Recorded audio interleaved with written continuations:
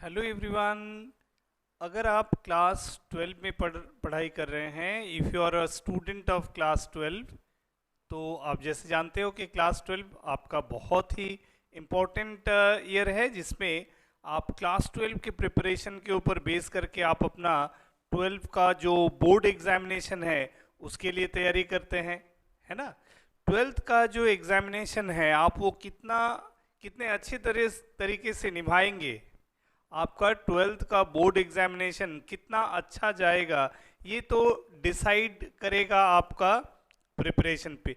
लेकिन मैं ये वीडियो बेसिकली, ये डिस्कशन, ये मैसेज उन बच्चों के लिए खास कर देना चाहता हूँ जो 12 में ही बोर्ड के साथ साथ जेई और नीट जैसे एंट्रेंस एग्जामिनेशन अपेयर करेंगे। तो एक्चुअली जो 12 वाले बच्चे हैं उनके लिए क्या क्या करना है ये एक साल में। पहला तो आपका फर्स्ट प्रायोरिटी है कि बोर्ड के लिए अच्छा तैयारी करें। यानी कि जो इंटायर 12th का कोर्स है, आप उस 12th के कोर्स को बहुत अच्छी तरीके से उसका थ्योरेटिकल कंटेंट को पढ़ना चाहिए। बारीकी से हर एक छोटा छोटा बेसिक बात आपको जानना चाहिए। थ्योरेटिकल स्टेटमेंट, कैसे आपको थ्योरी लिखना है, ये भी एक बहुत बड़ा चैलेंजिंग इशू है। कई बार ऐसे होते हैं कि बच्चे पढ़ते हैं और उनका राइटिंग पार्ट बहुत मिनिमम होता है, यानी कि मिनिमम इन द सेंस कि ड्यूरिंग प्रिपरेशन पे आप लिखते कम हो और सिर्फ पढ़ाई कर रहे हो। यानी कि और इसका एक मेजर कारण ये है कि चूंकि आप JEE Main, NEET, JEE advance जैसे एंट्रेंस एग्जामिनेशन अपेयर करते हो, जहां आपको मेनली एमसीक्यू आंसर करना होता है, तो जहां आप सिर्फ एक क्वेश्चन का एक ऑप्शन को टिक करते हैं, मार्क करते हैं, तो जिस वजह से आपको लगता है कि आपका जो राइटिंग हैबिट है वो थोड़ा सा कम हो जाता है। ये थोड़ा आपको सुधारना है ना। आप अगर बोर्ड अपेयर कर रहे हो और जो मेरे हिसाब से जो जो बच्चे कहते हैं कि बोर्ड और एंट्रेंस का तैयारी साइड बाई साइड एक साथ नहीं चल पा रहा है, उसका वजह सिर्फ ये है कि वो किसी एक पैटर्न पे अपने को पूरी तरह से फोकस कर लेते हैं और उसका जो दूसरा टाइप ऑफ एक्टिविटी या जो हैबिट्स या प्रैक्टिस जो होना चाहिए वो नहीं रहता है। तो यहाँ प्रॉब्लम हो जाता है। इसलिए आपको करना क्या है, आपको हर चैप्टर जैसे आप पढ़ते हो उसका जो बेसिक क्वेश्चन आंसर है उसको आपको चैप्टर खत्म होने के बाद जब आप पढ़ लेते हो, है ना, आप एग्जाम कब होगा तब जाके आप लिखोगे, एग्जाम के पहले वो हैबिट नहीं। आपको शुरू से ही रेगुलर बेसिस पे हर चैप्टर खत्म होने के बाद तुरंत उसका question answer writing habits develop करना चाहिए एक।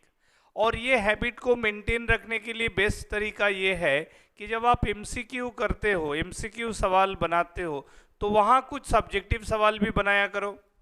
सब्जेक्टिव क्वेश्चंस बनाने से फ़ायदा ये है कि जब आप एमसीक्यू बनाते हो तो कई बार ऐसा होता है कि एमसीक्यू बनाने के चक्कर में आप सिर्फ डायरेक्ट फार्मूला ढूंढते हो और कई बार कॉन्सेप्चुअल लिंक पर आपका जो सोच है, जो माइंडसेट है, वो ब्लॉक हो जाता है। यानी कि आप एक चीज़ के साथ दूसरी चीज़ को बहुत ज़्यादा मैथमेटिकली रिलेट करने के लिए तैयार नहीं होते हो। आपका सीधा सीधा कोशिश होता है कि मतलब कौन सा क्वेश्चन का कौन सा फॉर्मूला जो शॉर्टकट फार्मूला होगा, तो आप डायरेक्ट उस फार्मूला को ढूंढने में समय देते हैं, या वो आपका हैबिट या प्रैक्टिस हो जाता है।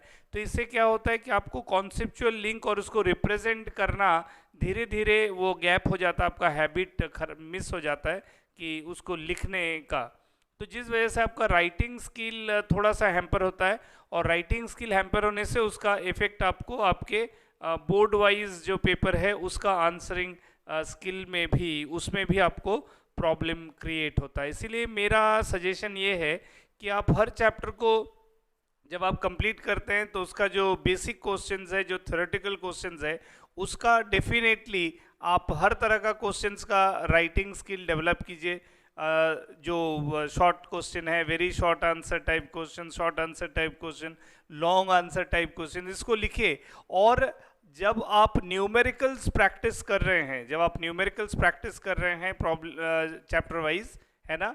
तब सिर्फ एमसीक्यू नहीं, एमसीक्यू तो डेफिनेटली कीजिए जो आपका प्राइमरी टारगेट है for JEE as well as NEET, whatever the exam you are preparing for. लेकिन हाँ, आप वहाँ कुछ सब्जेक्टिव क्वेश्चंस भी ट्राई कीजिए। जैसे देखिए कि आप जैसे मान लीजिए अगर इन फिजिक्स अगर मैं एग्जाम्पल दूँ, जैसे आप फिजिक्स प्रिपेयर कर रहे हो तो आप एच सी वर्मा का बुक से एक्सरसाइज बनाते हो, है ना। तो एच सी वर्मा एक्सरसाइज में सब्जेक्टिव क्वेश्चंस है ना। तो अगर आप एच सी वर्मा बुक से फिजिक्स का सवाल बनाते हो तो क्या है कि आप एमसीक्यू के अलावा सब्जेक्टिव क्वेश्चंस भी बना रहे हो। तो उससे क्या है कि हर एक क्वेश्चन में कहीं 2 पार्ट ऑफ है, कहीं 3 4 5 पार्ट क्वेश्चंस भी है ना। तो एक के साथ आपको एक को लिंक करके सॉल्व करने का स्कोप मिलता है। तो ये बहुत यूजफुल आइडिया है कि आप एमसीक्यू प्रैक्टिस के साथ साथ डेफिनेटली एच सी वर्मा बनाइए, है ना। ऐसा एच सी वर्मा बनाने का मतलब ये नहीं है कि खाली सॉल्व क्वेश्चंस को देख के उतार लिया, नहीं, डेफिनेटली अनसॉल्व एक्सरसाइज को बनाइए। हाँ, और उसमें मेरा एक सजेशन होगा, डेफिनेटली उसका सॉल्यूशन बुक को रेफर मत करो, है ना। तो फिर फ़ायदा नहीं हुआ, फिर फ़ायदा नहीं होगा कि आप अपने से करो। भले एक क्वेश्चन में आप 1 बार 2 बार 3 बार फंसते हो, नो इशू। आप जब भी एक क्वेश्चन 2-3 अटेम्प्ट में भी अगर आपका होगा तो कम से कम 2-3 अटेम्प्ट में आपको कुछ तो समझ में आएगा कि आपने क्या आपका क्या अंडरस्टैंडिंग रहा है, लास्ट स्टेप में आपने क्या स्टेप लिखा, उसमें कहाँ एरर हुआ, कॉन्सेप्ट कहाँ आपका गलत है। तो इस तरह से आपका जो मिसकॉन्सेप्शन है वो बाहर आने लगेगा जब आप सब्जेक्टिव वे में अप्रोच करोगे न्यूमेरिकल्स को बनाने के लिए।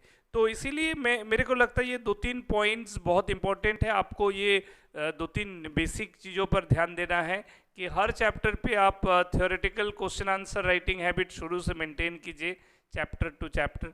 साथ में आप एमसीक्यू सॉल्व डेफिनेटली कीजिए, और एमसीक्यू के साथ साथ सब्जेक्टिव न्यूमेरिकल्स भी बनाते चलिए। अगर आप ये तीनों चीज़ को साइमल्टेनियसली लेके चलते हैं तो मैं समझता हूँ कि आपको एक प्रिपरेशन की वजह से दूसरा हैम्पर होगा ऐसा विचार आपके मन में नहीं आएगा। ये सिर्फ उनके मन में आता है जो ये सिस्टम को पूरा सिस्टमैटिक थॉरो नहीं रहते हैं प्रोसेस में, और सिर्फ शॉर्टकट पसंद करते हैं, जो ज़्यादा मेहनत नहीं करना चाहते हैं। तो आप जितना शॉर्टकट लोगे लाइफ में, तो जान के रखो कि आप शॉर्टकट से बचना चाहोगे तो शॉर्टकट से बुरा फंसोगे भी कई बार, है ना। तो इसीलिए ये मेरा ओपिनियन है, आप इस पर विचार कीजिए और एक बार इसको ट्राई करके डेफिनेटली देखिए, आपको इसका असर दिखने लगेगा। सो कीप वॉचिंग द वीडियो। अगर आपको कंटेंट और सजेशंस अच्छा लगता है तो इस चैनल को सब्सक्राइब कर लीजिए, चैनल को शेयर कीजिए दूसरों में, और डेफिनेटली लाइक और कमेंट भी कीजिए। गिव योर रिक्वायरमेंट्स, आप कमेंट में लिख सकते हैं कि आप किस तरह का वीडियो एक्सपेक्ट कर रहे हैं। Either you are in class 11 और 12, और जैसे कि आप जानते हो कि हम लोग फाउंडेशन कोर्स पर भी काम कर रहे हैं, फाउंडेशन कोर्स का क्लासेस भी लेते हैं। तो ये 8, 9, 10 के बच्चे भी अपना रिक्वायरमेंट्स लिख सकते हैं कमेंट बॉक्स में। So keep watching, till then bye, thank you.